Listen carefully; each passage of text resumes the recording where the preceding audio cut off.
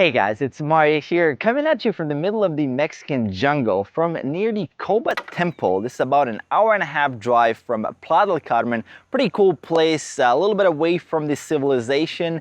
And I came here to film some cool videos, to enjoy the place, to check it out.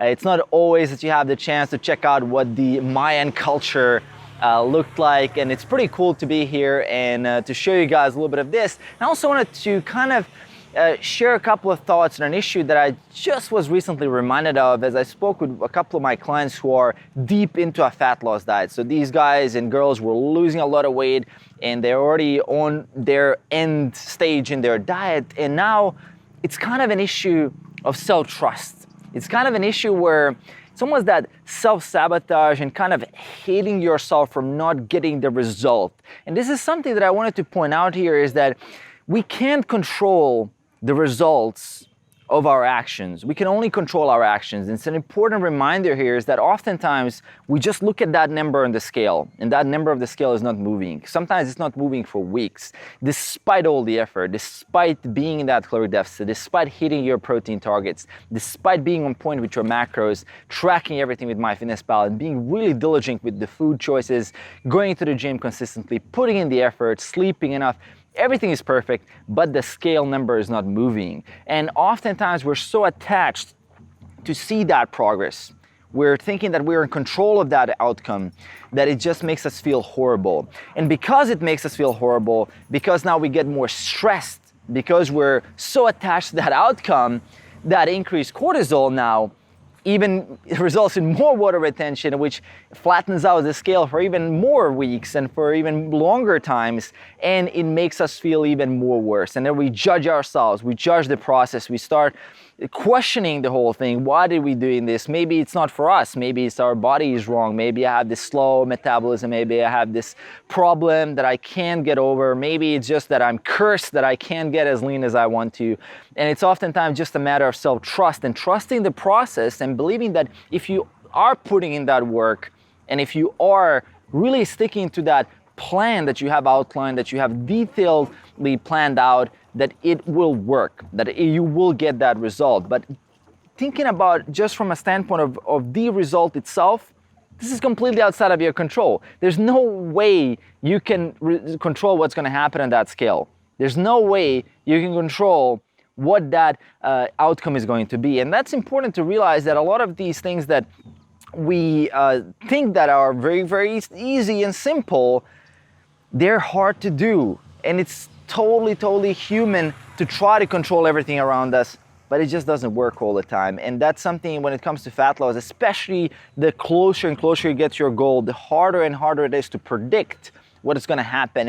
And the way I kind of just suggest to my clients and the tools that we use, we try to measure with as many tools as possible. So we use the scale, we use the caliper, we use the tape measure, we use the mirror, we use basically how other people perceive you. As many tools as you can see and as many tools as you can use, the better, because some of them will show progress.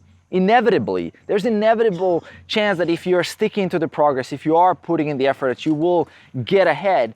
But sometimes you just don't see it because you're just looking at one tool. But the more tools, the more chances are that you will see the progress. And one specific tip with the caliper is you want to make sure to focus on the actual millimeter amount and not on a formula that takes in all the metrics and spits out a number that is a percentage. You actually want to focus on the millimeters, which are kind of raw caliper measurements and the raw data, because that way you can avoid the propagation of error. And even if you use other tools, I mean, such as DEXA or bioimpedance scales and things like that, all of these tools have massive error margins, and it's important to try to combine everything and average out as much as you can, specifically when it comes to weight.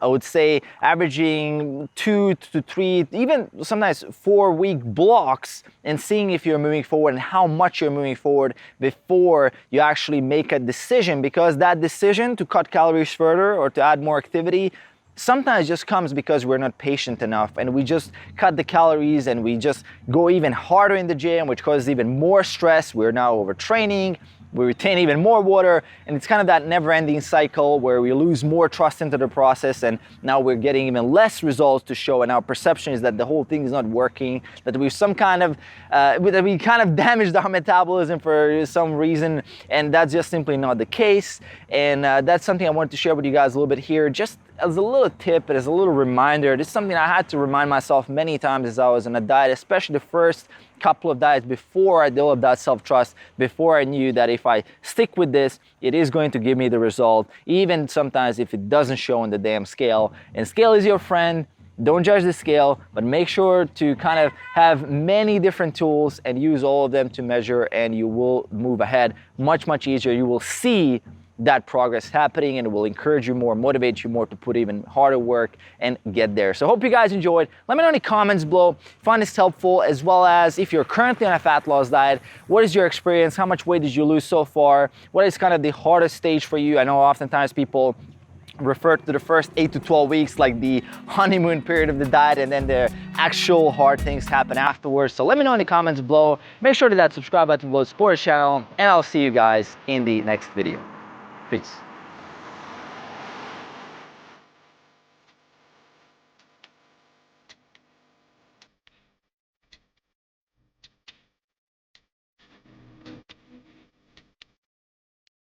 Hello, I am getting lost in the Mayan ruins in the middle of the Mexican jungle right now. Looks pretty awesome here. I heard this civilization was very famous for their engineering, mathematics, astronomy, all kinds of things. And that's pretty exciting as well. They said that they were more advanced than the ancient Romans and Greeks in their calculations. And I know they're famous for their calendar and for all these other things, but it's pretty cool. I mean, that this was a culture that was full of smart people, people that were observing the nature, they were interested in what's going on. And that's what makes me really excited to check out.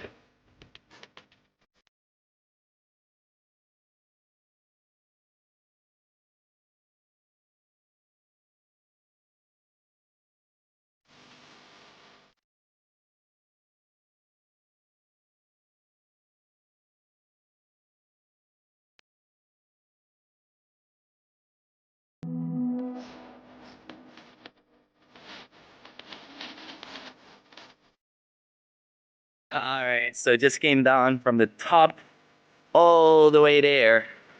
You guys can see the stuff.